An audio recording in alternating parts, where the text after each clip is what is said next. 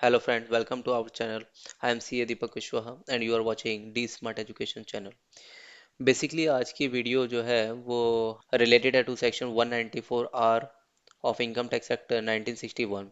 Section 194R related है to TDS on benefit and perquisites and section 194R एक new section है जो कि न्यूली इंसर्ट किया गया है बाय फाइनेंस एक्ट 2022 से इनकम टैक्स एक्ट 1961 में।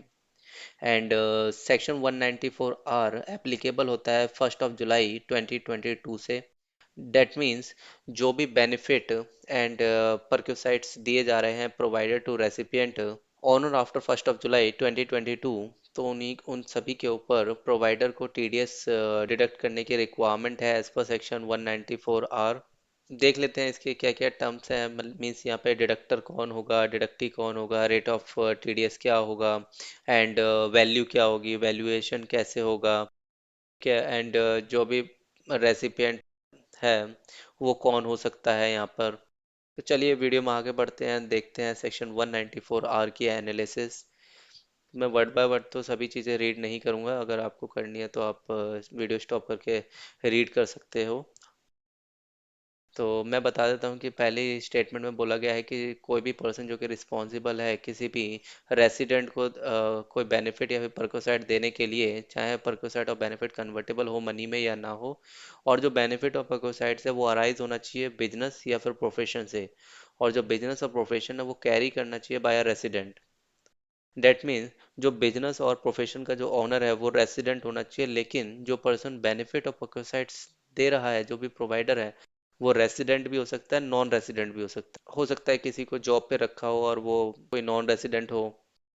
ठीक है, तो उस केस के अंदर जो प्रोवाइडर है वो नॉन रेसिडेंट भी हो सकता है, बट जो ओनर है बिजनेस और प्रोफेशन का वो रेसिडेंट होना मस्ट है। जो भी बेनिफिट और परक्योसाइट दिए जा रहे हैं वो बेनिफिट और परक्योसाइट अराइज होने चाहिए फ्रॉम बिजनेस और प्रोफेशन जो कि रन कर रहा है, जो कि ऑनर है रेसिडेंट। देन उस केस के अंदर बेनिफिट ऑफ परक्योसाइट देने से पहले 10% का टीडीएस डिडक्ट किया जाएगा ऑफ द वैल्यू और aggregate of the value of such benefit of perquisite. That means अगर सिंगल बेनिफिट ऑफ परक्योसाइट है तो जो भी वैल्यू होगी उसका 10% टीडीएस डिडक्ट करने की रिक्वायरमेंट है प्रोवाइडर के लिए, और अगर मल्टीपल बेनिफिट ऑफ परक्योसाइट्स दिए जा रहे हैं तो जो भी उसकी एग्रीगेट वैल्यू है उसके ऊपर 10% टीडीएस डिडक्ट करना होगा एज पर सेक्शन 194 आर। और सेकंड स्टेटमेंट में बोला गया है कि ऐसा भी हो सकता है कि जो बेनिफिट ऑफ परक्योसाइट दिया जा रहा है वो सारा का सारा इन काइंड हो, या फिर वो पार्टली कैश में हो प्लस पार्टली इन काइंड हो, और जो पार्ट कैश में है वो सफिशिएंट नहीं है टैक्स लाइबिलिटी को फुलफिल करने के लिए। तो उस केस के अंदर जो भी पर्सन रिस्पॉन्सिबल है वो यहाँ पे इंश्योर करेगा before releasing benefit of perquisite that जो भी टैक्स है उसके ऊपर टीडीएस है वो पेड हो जाए in respect of the benefit of perquisites. Third statement आप खुद से रीड कर सकते हैं। फोर्थ स्टेटमेंट में बोला गया है कि जो भी बेनिफिट ऑफ परक्योसाइट्स दिया जा रहा है रेसिपिएंट को, वो बिजनेस इनकम होगी रेसिपिएंट की या कोई और इनकम होगी, ये इंश्योर करना डिडक्टर की रिस्पॉन्सिबिलिटी नहीं है। एंड इस स्टेटमेंट में बोला गया है कि फाइनेंशियल ईयर 22 एंड 23, सिंस 194 आर एप्लीकेबल हुआ है in between financial year 22 and 23, that means ये एप्लीकेबल है 1 जुलाई से है, तो ये इन बिटवीन है फाइनेंशियल ईयर 22 एंड 23। एक्चुअली इसकी थ्रेशोल्ड लिमिट है 20,000। सो अगर टोटल बेनिफिट और perquisite during the financial year exceed होता है 20,000 देन 194 आर एप्लीकेबल होगा, अदरवाइज नहीं होगा। सो उसी चीज़ को क्लैरिफिकेशन के लिए ये स्टेटमेंट है। यहाँ पे बोला गया है कि फॉर फाइनेंशियल ईयर 22-23 जो भी बेनिफिट और परक्योसाइट्स की वैल्यू है और जो दिए गए हैं 1/4/22 टू 30th of June 2022, तो उनको हम काउंटेड एंड कंसिडर करेंगे for determining the threshold limit of 20,000। However जो भी टीडीएस है वो डिडक्ट होगा सिर्फ उसी पोर्शन पे जो बेनिफिट और परक्योसाइट दिए गए हैं ऑन और आफ्टर 1/7/2022। दैट मीन्स जो पर benefit of perquisites 1/4/22 to 30th of June 2022 तक दिए गए हैं वो थ्रेशोल्ड लिमिट कैलकुलेट करने में तो कंसिडर करेंगे, लेकिन उसके ऊपर टीडीएस डिडक्ट नहीं होगा। एंड यहाँ पर कुछ एक्सप्लेनेशंस दिए गए हैं ये दो स्टेटमेंट्स में, like person responsible for providing का क्या मतलब है। तो जो भी पर्सन प्रोवाइड कर रहा है बेनिफिट और परकोसाइट्स उसको पर्सन रिस्पॉन्सिबल मानेंगे, और अगर कंपनी का केस है तो उसमें कंपनी खुद या फिर उसका जो भी प्रिंसिपल ऑफिसर है वो वहाँ पे पर्सन रिस्पॉन्सिबल माना जाएगा for providing benefits of perquisites. And valuation कैसे होगा? अगर कोई बेनिफिट ऑफ परकोसाइट्स कैश में दिया जा रहा है तो जो भी उसकी वैल्यू कैश अमाउंट है, कैश वैल्यू है, वही उसकी फेयर मार्केट वैल्यू है, हेंस वही उसकी वैल्यू है बेनिफिट ऑफ परकोसाइट्स की। बट अगर इन काइंड में बेनिफिट ऑफ परकोसाइट्स दिया गया है तो उस केस के अंदर इन काइंड की जो भी फेयर मार्केट वैल्यू है उसी को उस बेनिफिट ऑफ परकोसाइट्स की वैल्यू माना जाएगा और उसी के ऊपर टीडीएस डिडक्ट किया जाएगा। हाउएवर इसके दो एक्सेप्शंस हैं। इन केस अगर बेनिफिट और परक्यूसाइड प्रोवाइडर जो है वो मैन्युफैक्चरर है तो उस केस के अंदर मैन्युफैक्चरर क्या प्राइस चार्ज करता है अपने आइटम का when it give to independent customer. अगर इंडिपेंडेंट कस्टमर को मैन्युफैक्चरर कोई अपना प्रोडक्ट दे रहा है तो उसके उस प्रोडक्ट के लिए कितना प्राइस चार्ज करता है मैन्युफैक्चरर, तो सेम प्राइस यहाँ पर फेयर मार्केट वैल्यू मानी जाएगी and that is the value of benefit of percocets। And second case है कि जो प्रोवाइडर है बेनिफिट ऑफ percocets का वो बाय करता है benefit of percocets and further उसको रेसिपिएंट को हैंड ओवर कर देता है, तो उस केस के अंदर जो भी परचेज प्राइस होगा वही बेनिफिट ऑफ percocets की वैल्यू मानी जाएगी। हेंस उसी परचेज प्राइस पर ही टीडीएस डिडक्ट किया जाएगा यहाँ पर। नेक्स्ट हम देखते हैं कि not applicable. That means 194 R यहाँ पर एप्लीकेबल नहीं होगा इन दो केसेस के अंदर। Hence provider of benefit and perquisites not required to deduct TDS as per section 194 R. However अगर कोई और सेक्शन लग रहा होगा तो वहाँ पर टीडीएस डिडक्ट हो जाएगा। जैसे कि अभी हम आगे देखेंगे इसमें कहीं पर 194 आर एप्लीकेबल नहीं होगा लेकिन उसकी जगह पे सेक्शन 192 एप्लीकेबल हो जाएगा, तो according to section 192 TDS deduct हो जाएगा। बट अभी के लिए सेक्शन 194 आर इन दो केसेस के अंदर एप्लीकेबल नहीं है। पहला, जहां पर वैल्यू अगर सिंगल बेनिफिट या फिर परक्यूसाइट दिया जा रहा है तो वैल्यू हम कंसिडर करेंगे, और अगर मल्टीपल बेनिफिट ऑफ परक्यूसाइट्स हैं तो एग्रीगेट वैल्यू। सो वैल्यू और aggregate value of benefit of perquisite provided और likely to be provided to such resident during the financial year does not exceed 20,000।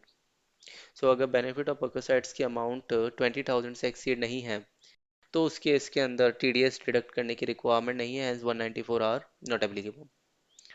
Second case है कि a person being an individual और HUF.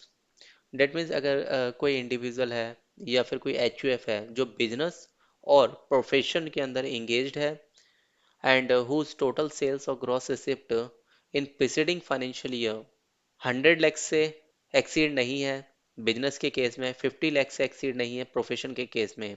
से for example अगर financial year 22 and 23 के अंदर benefit दिए जा रहे हैं तो यहाँ पर जो भी total sales and gross receipt और टर्नओवर चेक किया जाएगा वो चेक किया जाएगा फाइनेंशियल ईयर 21 एंड 22 का। चलिए क्रक्स एक बार पढ़ लेते हैं। Section 194 R TDS on benefit and perquisites newly inserted by finance act 22 in income tax act 1961 and इसकी एप्लीकेबिलिटी है 1 जुलाई 2022 से। प्रोविजन है यहाँ पे जो डिडक्टर है वो एनी पर्सन हो सकता है, that mean person responsible for providing benefit of perquisites. And जो डिडक्टी है वो रेसिडेंट होना मस्ट है। देर आफ्टर टीडीएस का रेट है 10% ऑफ द वैल्यू और aggregate of the value. Time of deduction before release benefit and perquisites. Non applicability, I am not repeating this two cases since these two cases are exactly same as available here, so I am not repeating again it।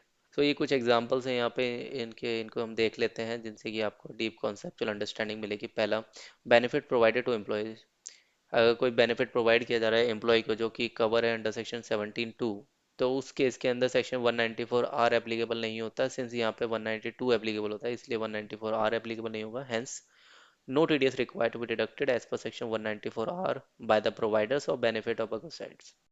Second case है capital asset provided as per perquisite. अगर capital asset provide किया जा रहा है तो obviously ये एक in kind पर परक्यूसाइड्स है, तो यहाँ पे 194 आवर एप्लीकेबल हो जाएगा। Sales discount, cash discount and rebate यहाँ पे 194 आवर एप्लीकेबल नहीं होगा। क्यों एप्लीकेबल नहीं होगा? क्योंकि सेल्स डिस्काउंट, कैश डिस्काउंट और रिबेट जो है वो एक बिजनेस ऑर्डिनरी एक्टिविटी होती है। फोर्थ है फ्री सैंपल्स। फ्री सैंपल्स अगर दिए जा रहे हैं प्रोवाइडर के थ्रू तो उसको बेनिफिट ऑफ परक्यूसाइड माना जाता है। यस, वो एक तरीके से बेनिफिट है टू द रेसिपिएंट। तो उसके ऊपर 194 आर एप्लीकेबल हो जाएगा, प्रोवाइडेड जहाँ जहाँ पर भी 194 आर एप्लीकेबल हो रहा है, हम वहाँ पे एक अजम्पशन ले रहे हैं कि जो रेसिपिएंट है वो रेसिडेंट है।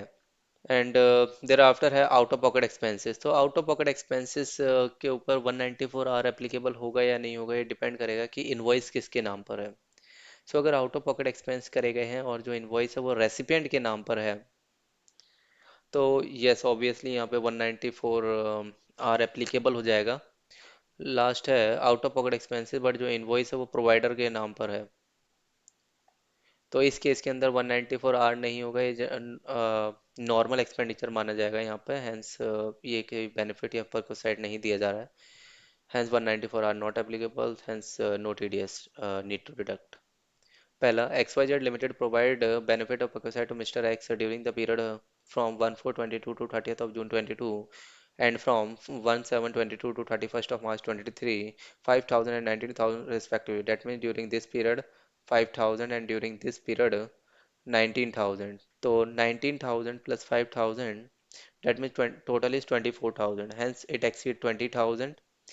सो 194 आर यहाँ पर एप्लीकेबल हो जाएगा। Hence XYZ limited require to deduct tax at 10% of 19,000। 19,000 क्यों? जो बेनिफिट ऑफ परक्साइड दिए गए हैं 1/4/22 टू 30th ऑफ जून 22, इसको हम कंसिडर करेंगे थ्रेश होल्ड लिमिट में, पर जो TDS है वो सिर्फ और सिर्फ डिडक्ट किया जाएगा ऑन बेनिफिट और परक्साइड which is provided on or after 1st of July 2022, that means 19,000। Next example है ABC limited provide benefit perquisite to mister A during period 1/4/22 to 30th of June 22 and from 1/7/22 to 31st of March 23, 5,000 14,000। If we aggregate it, then it's 19,000, since 19,000 not exceeds 20,000, hence provisions of section 194 are not applicable। Third example is PMR Limited provides benefit and perquisites to its employee Mr. P during the financial year 22-23 of rupees 39,000. Since company PMR Limited provide benefit or perquisite to its employee, hence this is covered by section 192. Therefore, section 194R is not applicable here। आज की video में इतना ही। Channel को subscribe कर लीजिए इसी तरीके की लेटेस्ट प्रोविजन रिलेटेड वीडियोस के लिए। Thank you, bye.